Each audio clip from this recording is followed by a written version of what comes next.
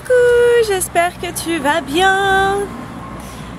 C'est plutôt une bonne journée, là c'est la fin de la journée. Le soleil il est en train de descendre, il a fait super beau. C'est cool. Je viens de récupérer ma fille chez la nounou. Coucou mes chéris. Et on passe un petit moment toutes les deux au parc. Hop là. Dis bonjour. Bonjour. Voilà. Je te la montre pas parce que j'ai pas le droit. Son papa il va me tuer si je te la montre. Il y a pas très longtemps, je sais plus ce qu'on faisait en cuisine avec ma petite puce. Et elle avait un truc sur les mains. Et elle m'a fait « Ah, c'est dégueulasse !» Le truc, ça m'a tellement choquée d'entendre ce mot dans la bouche de ma fille. Du coup, je lui dis « Non, tu dis pas ça !» Et elle a persisté, elle était « Mais c'est dégueulasse !» Et je l'ai engueulée. Et je me suis sentie con quand j'ai enfin compris qu'elle disait « C'est des collages !» Parce que, oui, elle ne connaît pas le mot dégueulasse. Hein, je veux dire, elle l'entend pas, donc elle peut pas le connaître. Et avec sa mamie, elle fait du découpage et du collage. Et du coup, comme elle avait les doigts qui collaient, elle a dit « c'est des collages ». Tout ça pour te dire que je te raconte pas juste ma vie pour le plaisir. Tout ça pour parler de communication et de la spécificité des mots.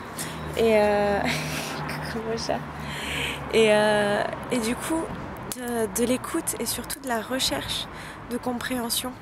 Parce que c'est assez facile, même si le vocabulaire français est quand même très spécifique et que c'est pour ça qu'en fait que... Oh là là, c'est la fin de journée, j'arrive pas à trouver mes mots, tu vois, c'est parfait. Parler de communication et pas réussir à trouver ces mots. On a un vocabulaire qui est extrêmement spécifique, mais on ne l'utilise pas forcément, déjà parce qu'on connaît pas tout et que c'est de pire en pire de génération en génération.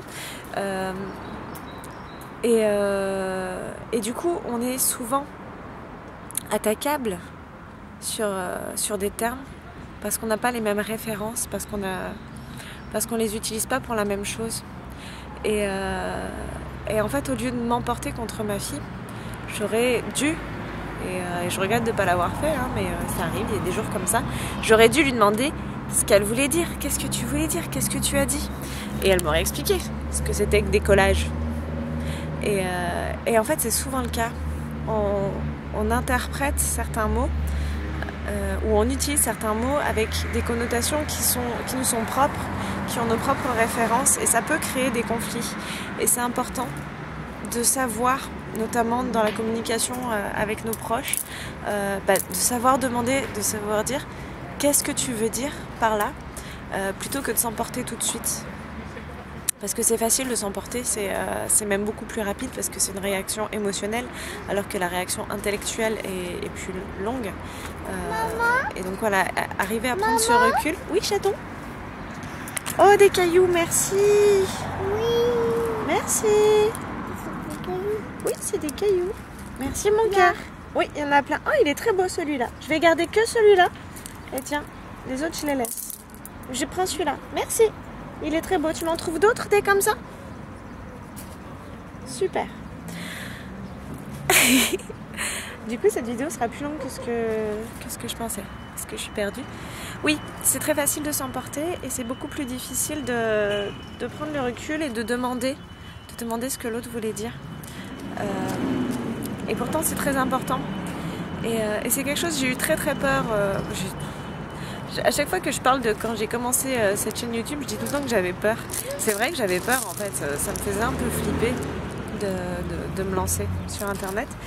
J'avais peur d'être attaquée pour ce que je dirais, notamment par des médecins ou d'autres ostéos, etc.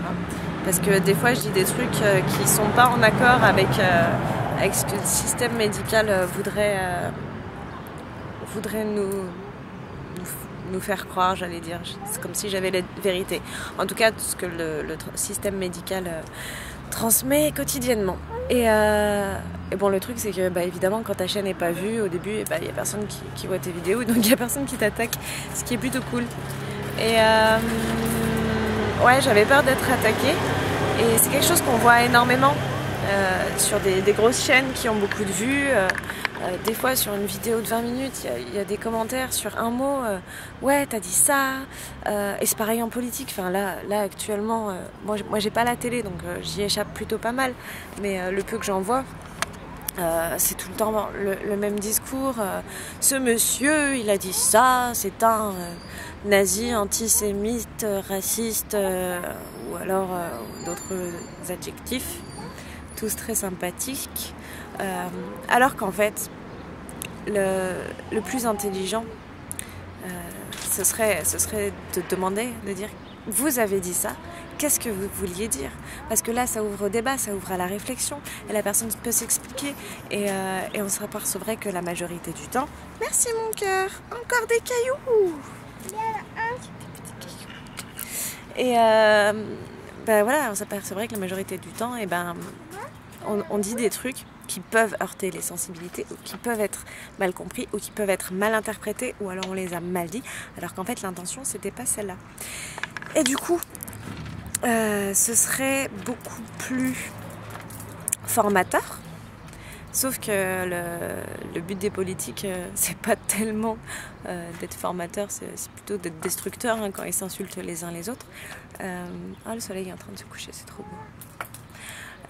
Et voilà, je t'invite à essayer de repérer peut-être si tu as ce problème où tu réagis trop vite parfois, ou alors si tu as l'impression que l'autre en face de toi réagit trop vite, de prendre un peu de recul, de laisser un petit peu de côté le côté émotionnel et de te demander, pas de te demander en fait, de demander à l'autre ce qu'il voulait dire, ou alors si l'autre s'emporte, de l'arrêter et de lui dire ce n'est pas ce que je voulais dire, je me suis mal exprimée. Il vaut mieux dire d'ailleurs je me suis mal exprimée plutôt que de dire tu comprends rien.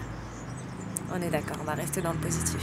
Et voilà, c'est un exercice que si on l'applique assez régulièrement, ça devient une bonne habitude en fait de pas réagir. Maman. Oui. Maman. Oui, je te vois. Ça. C'est un caillou. Merci. Et ça aussi, c'est un caillou. Et ça aussi, plein de cailloux. Je suis la maman la plus heureuse du monde.